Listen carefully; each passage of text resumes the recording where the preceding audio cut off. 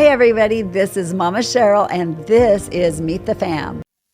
Hi, it's Meet the Fam, and this is my darling friend Courtney, and she married German some years back, and oh my goodness, what an amazing couple they are. They're really amazing, and she's got a lot to share with you. She comes out of a very unique setting, really.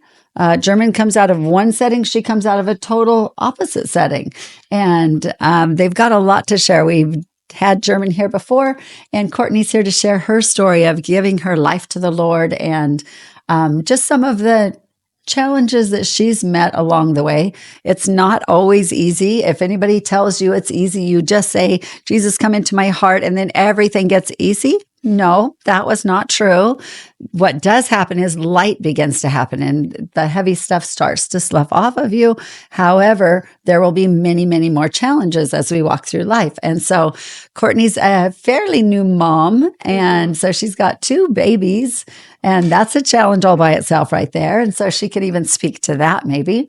But let's talk, Courtney, about how did you grow up and then how did you give your life to Jesus? Okay, yeah, sure. So I grew up in Catholicism. My mom was Catholic, and she raised me and my sisters in the Catholic Church. And I remember having really great memories of Catholicism. I really liked just the beauty of the churches and the ceremony. I always thought it was very beautiful, and it felt holy or like otherworldly to me. I always felt Jesus's presence there. But so I had kind of something going on that not a lot of people really knew about. I've always been very sensitive to spiritual presence or spiritual atmospheres. Yep. So I remember even being 3 or 4 years old and having just demonic things in my room at night, just harassment, torment. Wow. For really all of my childhood and growing up, I was Wow. really tormented, just with night terrors or just with things coming into my room and just harassing me, just frightening me. So a lot of fear, really, a lot of fear as a young girl, and it would torment you. It would. Was it other things as well, or was fear the predominant thing that came at you as a young girl? When it comes to just being a child, it's mostly just fear. Yeah. And then also not being understood or not being believed in that. So, and that's hard. That opens other doors. Yeah, that opens other doors. Because when you say, I saw this, and then people are like, no. Right. Then there's misunderstanding. And that becomes a gateway for that misunderstanding. And nobody understands me, right? Right. Yeah. Yeah. Interesting. So yeah, as I grew older, that was kind of the gist of it. So I actually would pray prayers at night, and that would help. That would actually just make me go to sleep and make everything stop. And I didn't actually put all the pieces together that that's what was happening until much later, because I didn't know what was happening at night. I just knew that I felt comforted when I said the prayers, when I said Our Father, or when I said Hail Mary or things like that. Wow. And then I would just fall asleep. And so that's just kind of, I did that little routine all the way up through high school into college. The same things were happening. But, obviously as I got older, things changed, Wow. I was really interested in the supernatural, I think because of those experiences. And so I naturally was interested in things like horror movies. I started playing with a Ouija board when I was in grade school. Well, horror movies, let's go back. Horror movies has everything to do with fear. And it's really odd, but that fear draws people into that more fear. It's really interesting. Like a fear junkie. It's crazy, huh?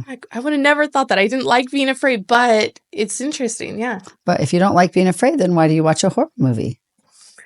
I don't know. I guess that's a good question. It's fear drawing more fear. It's a moreish. Interesting. Yeah. So that was your young years. Then you used Ouija boards. I have had experiences of casting crazy spirits out of people just because of one experience with a Ouija board, one experience. And one of those was a pastor's wife, Southern Baptist pastor's wife. at Kona, Kona is where we met you, which That's true. yeah, we'll get to that too. And we were casting the demons out of this lady. She didn't think she had any, but she was just coming for a little checkup. We were teaching on Isaiah 61. And it's so funny because she just said, you know what? I really haven't done anything really wrong. Well, there was a season that I kind of went out and tried getting involved in Ouija boards and stuff like that. And I said, well, let's check that area out. Start praying. And oh my goodness, she lost it, screaming, laying on the ground, slithering like a snake. It was crazy. And I'm like, uh-oh, we triggered somebody. And it's a spirit that got in there through that. It doesn't always happen, but it sure can happen. And Ouija boards are not to be messed with, not to be played with. It's not just a little game. It actually opens doors to the spirit realm. And I've seen that at very deep levels. We actually got her Southern Baptist pastor husband to come in for part of the deliverance, and that changed both of their lives. So whatever the enemy means for evil, God can turn around for good, because they were totally transformed as they were like, this is not what we thought. We didn't understand this. Right. But what about you and the spirit realm, and how have you grown and progressed through that whole stuff? Have you gotten a lot of freedom as you've grown and gotten deeper into your spiritual walk with God, or how did you get the most freedom in your life? I would say, so when I first got saved, there was a huge renouncing. How old were you when that happened? 27. 27. Was this before YWAM? Did you go to Kona before YWAM? This was. So I got saved, and then I went to YWAM 6 months later. I went straight into YWAM. Okay, so what all were you involved in the spiritual realm before you got saved? Okay. What did that look like? So I feel like the important thing for me to say is at one point I was so scared of what was happening to me that I called a Catholic church, and I told them, I need an exorcism. Like, oh, wow. This is crazy. And they acted like I had 3 heads. They were like, we don't do that. I think they thought I was joking, to be honest with you. But you were really fearful. I was terrified. I really thought that there was some demon after me, and which there probably was, but it wasn't as scary. I didn't need to be afraid in the way that I was. I really thought that I was in danger. Well, the truth is that's what happens when we open the doors to fear. That fear will grip us and run us and chase us. And that's what was happening to you. So what I did to kind of cope with that is I just started researching online, like what could be the cause of these things happening. And I found this article, and it said, all these noises and all the things moving around in your room is really you. You're clairvoyant, and you're moving these things with your energy. Oh my goodness. And I think because I was desperate to comfort myself in that situation, I clung to that. Well, that sounds very comforting. If there's nothing else out there, it's just all you, then that's really makes life a little bit easier. It's like, okay, this is good. And it's just cool. It's like, oh, I got this superpower I didn't know about, and that's just what it is. Just shifted it on the enemy, Yeah. And so from that point forward, I wasn't afraid of anything happening, but I did start to go in that direction from that point forward. It sucked you down that trail into the darkness. Yep. Which is I had this conversation, I remember, once in my head, and I remember it was a demon who had presented it to me, but it was a conversation of, you have 2 paths in this life. You can either go down this light road or this dark road. And they were saying, oh, you'd be so good at the dark road, you'd have all this stuff. And I remember saying, no, I want to choose the light road. But the 2 paths that were presented to me was pretty much a white witch or a black witch. They were both dark. Exactly. It wasn't both dark. You just Christ was never even presented to me. Wow. Like, I just remember having these conversations with spirits in my head, and they were all so deceitful. But they were trying to pull you into the dark arts, even though white witchcraft is still evil and there's nothing good about it. You're going to be controlled by these or these. So they were just going, which route are you going to go? Exactly. Wow. Exactly. So I felt like, okay, well, everything I'm doing is good. It's wholesome. It's, all this stuff. And then, I was raised Catholic. So I knew scriptures. I knew things. I knew that what I was doing was not in line with Christianity. And I think ultimately throughout all those years, I had conviction in me knowing that what I'm doing isn't aligned with Christianity. I'm not following Christianity at this point.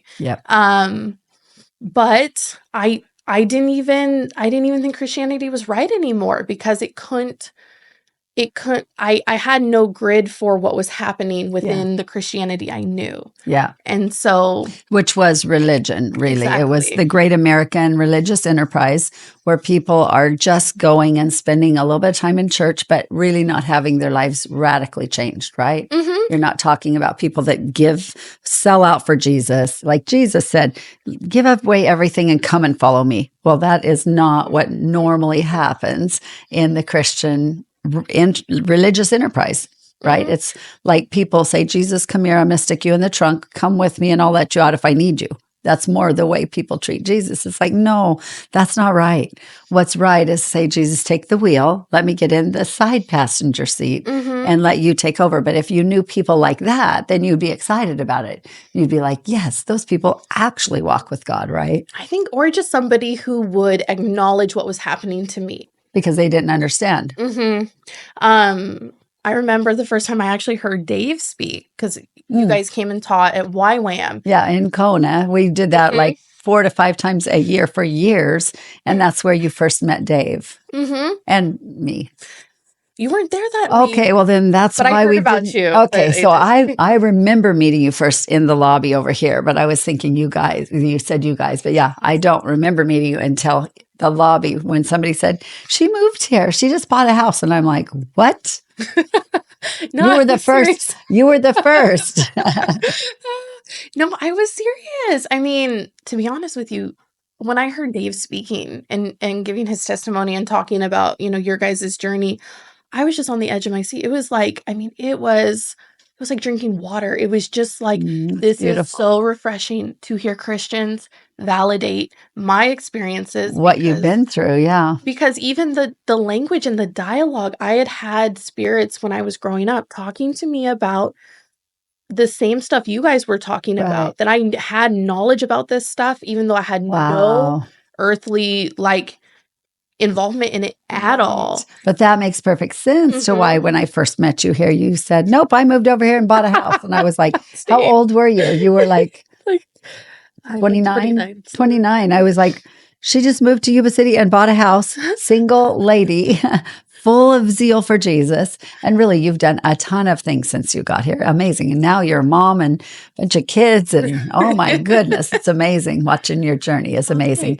She really kicked off the Freedom Coalition here. And that's another website. What is the Freedom Coalition? It's the website's freedomco.net, and it started out of COVID and out of the government shutdowns, and it was a coalition of local counties in Northern California who had different groups of people who wanted to lobby the local governments just for certain issues at the time. So back when COVID was happening, there was a lot of kind of like government or bureaucracy overstep, or there was just a lot. Well, there still is. Right now, right then, it looked really obvious. It looked really scary to everybody and really scary. It is really scary right now. We just don't look at it the same. It's not so open. It's not so in your face, but it's still real and it's still happening. But we started, or really Courtney and a group of people put that all together, and it's still a website that you can get a lot of information, a lot of information. And then she decided to become a wife and a mama and take on her husband's stepdaughter. And she married German. Amazing journey she's been on. So yeah, pretty beautiful. Thanks. Yep. And she ran for office and by this much, almost made it first time. That's pretty impressive. Thanks. To almost win was supervisor. Yeah, almost won as supervisor. And her campaign was pretty impressive, actually. And I was like, oh my goodness, this is very, very impressive. Just jump in. If we'll all jump in. Right. Like one of her good friends jumped in and ended up being the mayor in Live Oak. And it's crazy what can happen if you just go, you know what? Why not me? And God decided to give her multiple children as quick as she could possibly have them. And who knows what's next? But it's been an amazing journey. So for you, what would you say for people coming out of very difficult situations, the occult and hard things where they're gripped by fear, they're gripped by I'm hopeless. I don't know if this will ever change. Yeah. What would you say was the greatest hope? You said listening to Isaiah 61 was so helpful. And I hear people all the time. In fact, this last weekend, I met a couple of people and they said, I binge watched Isaiah 61. I watched it and watched it and watched it and watched it. And I watched one and then I went back and watched the last one. And then I watched the last one. And really there's a lot of amazing information. When I look back over life, I'm like, oh my word, life has been crazy. And it's still crazy right up till today. There's always stuff happening. And we're in the journey of helping each other overcome all that hell tries to limit us with. But what would you say was the best thing for you as far as breaking out into freedom? So like I said, when I first got saved, it was this huge renunciation. Like I was so deep. I literally had like idols in my bedroom. And I remember being a kid hearing that in the 10 Commandments, being like, who would ever worship an idol? And I actually had statues in my room that I would talk to. It was crazy. It was so crazy. It was such a level of bondage where I didn't even feel comfortable going out to the grocery store without consulting people first. It was such a level of bondage. And so the first thing I did was I smashed them. I smashed the idols. I burned everything. I got in trouble at the local dump because I was burning books and it was so amazing. That's freeing. That is freeing. It was. And it was just such I had to go through so much deliverance to get the authority and the claim that all of these things had on me that I had given permission to. And so that process was so freeing and just being like, I'm not being deceived anymore. I know I've been deceived and you don't get one more second from me. This is what I'm doing, That's beautiful. And it was so amazing. And God would meet me there just constantly, just the outpouring and just the grace. And I think when we get saved, we kind of get this like super grace period where it's like this honeymoon period. And I just remember it was just the most magical time. I think I spent 3 months completely by myself because I worked on a farm in Hawaii. Oh, wow. And all my friends were super new agey. And I was like, I can't hang out with you right now because I'm going through this and you don't understand what I'm doing. You think I've lost my mind.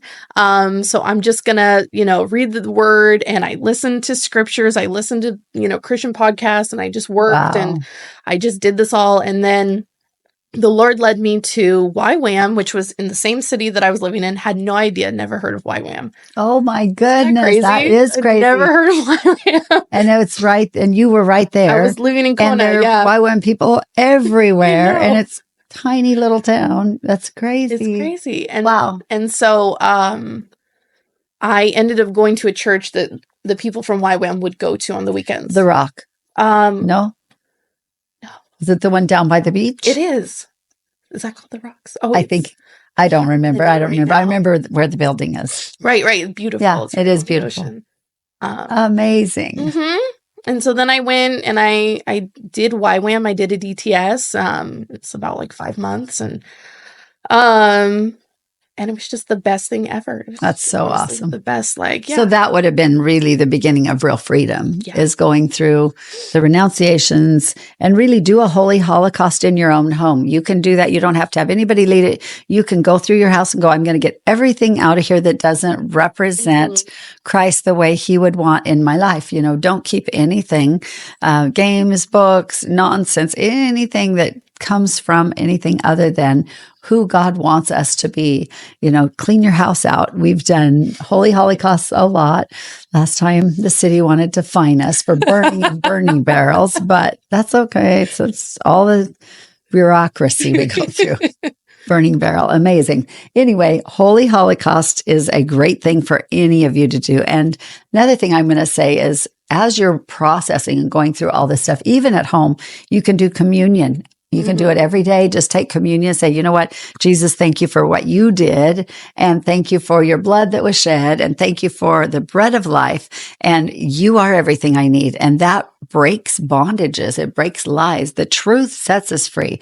So as we're going through difficulties, it's like, no, you're my everything. You have what I need in the middle of this storm. So pretty exciting. Yeah. So you've jumped in. You had a little bit of a political schooling, right? You were What was that I called? studied political science in college. Political science. And that's what took her into the Freedom Coalition and then running for office. And there's been so many victories and roller coaster of life. We get into life. God told me years ago, he said, Cheryl, he said, yield yourself fully to me and then buckle up for the great adventure. And I'm like, oh my goodness. And Jill laughs about it. She said, he should have said, get a straitjacket. You're going to need one. Because the truth is, we never know what's around the next corner. There's lots of stuff.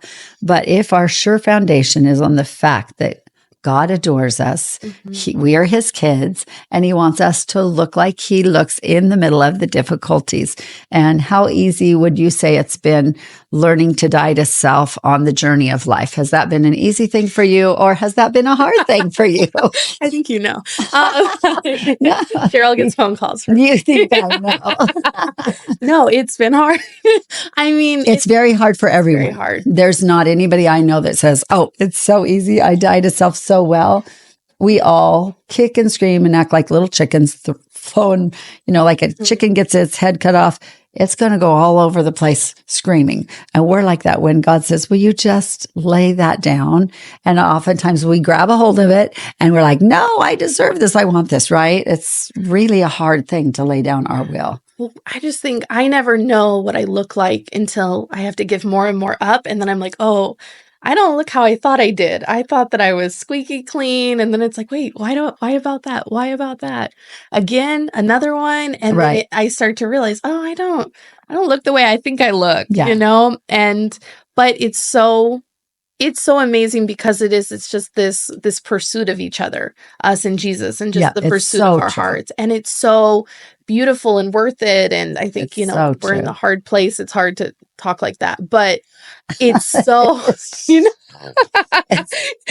I haven't noticed many people talking like that in the hard place. But once they get out that hard place, it's like, okay, I get it. Yeah. No, definitely. I'm happy to die to self today. Just don't ask me. Don't ask me to in the middle of the mess, right? You're so cute. No, you've done well. And it's actually a delight to watch the growth and the change and really the maturing into who God called you to be. It's beautiful. And I look forward to seeing you and German 10 years down the road and going, oh my word, check these guys out. They're amazing. You've got quite a little girl troop, all the little girls following after. So cute. And so what would you say is one of your favorite verses or quotes or something you like to live by? Like what's something that if I just said, Courtney, tell me about you. What do you love? What's a verse or a quote or something about you that you can think, this really represents who I am? I just think the one thing coming to mind is just, your grace is sufficient, and it's for me, but it's also for everybody. I think that when we live with more mercy in every area of our life, it's not a wrong thing ever. And I think that's been the hardest thing for me to learn is for myself and for other people is that you can always extend more mercy. And it's always appropriate. Yeah. And well, it's like patience. If you say, I'm not going to pray for any patience. I don't want to pray for patience because I might be put through the test of how am I going to get patience, right? And mercy is the same way. It's like God wants us to be people that show extreme mercy. But what do we have to do to show mercy? There has to be something to be merciful to. And it's like, no, I don't want to have to be merciful, but I want to be a person of mercy. And then he gives us a chance to be merciful. And we figure out where we're at on that mercy level. How am I at just loving, laying down my life and really being an extreme mercy person, mercy on other people, right? And it's a beautiful thing to watch people grow into, to be honest. As I watch, I wouldn't trade my job for anything because it's so beautiful watching people mature and walk into who they're called to be. So beautiful. So exciting. Yep.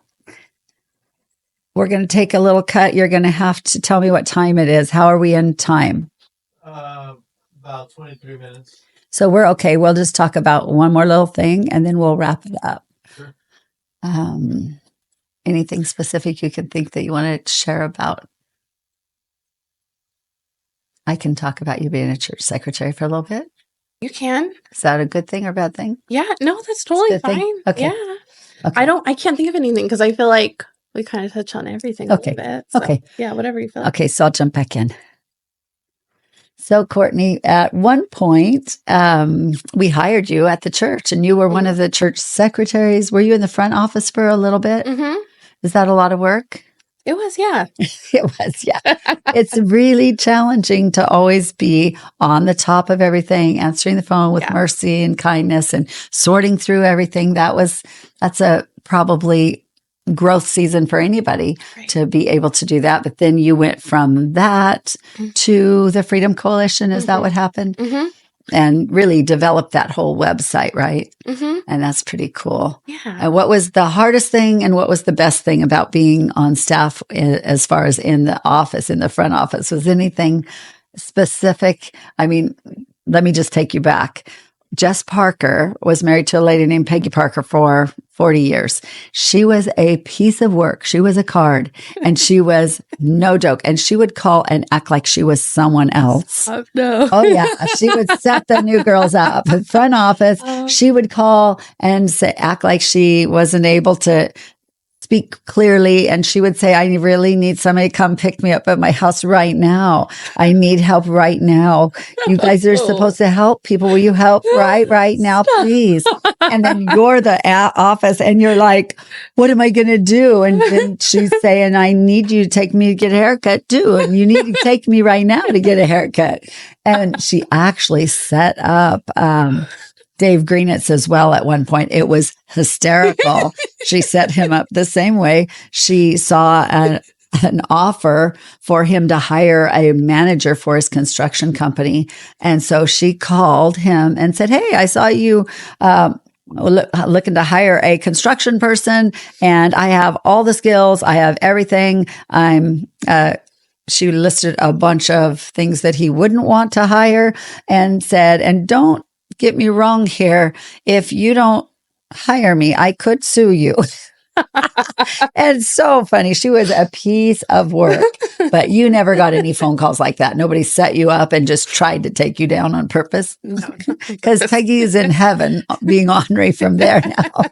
She was so much fun. But was the general phone answering, was that pretty easy? Or did you have to answer a lot of questions for people? What was a front office like? I mean, you guys are pretty well organized. So there's kind of like a department for every sort of call. There's a flow. There is a whole variety of different, people with different purposes calling. And so it can be definitely a little, I guess, challenging to know how to answer all of them. Right. And that was like 4 years ago, probably. Mm-hmm. So it wasn't nearly as crazy. Not nearly as crazy as now. Now it's just like, oh my goodness, you're calling about the embassy greens? Are you calling about the peace of heaven? Are you calling about the goats? Oh, you want to nurse the baby goat from your house? Perfect. Let me hook you up with Ginny and Paco. They know how to do this. Or, there's a very wide array of things that you can jump in and help with. And really, we want everybody jumping in and doing something. If everybody's doing something, then we will have a phenomenal, I can't think the word that they used. What was it that Gord White used when he said having everybody, a collaboration of all the different gifts, everything, even doing this is a collaboration. They put together the whole Meet the Fam thing and get you to bring in pictures of before and your wedding and all this stuff. And then we put it on the website so people can see. So much fun. That's even collaboration. So it's been amazing watching you grow and become the beautiful mama and wife that you are. I'm just proud of you. I'm excited for you and proud of you. And I love you. Love you too. You're beautiful.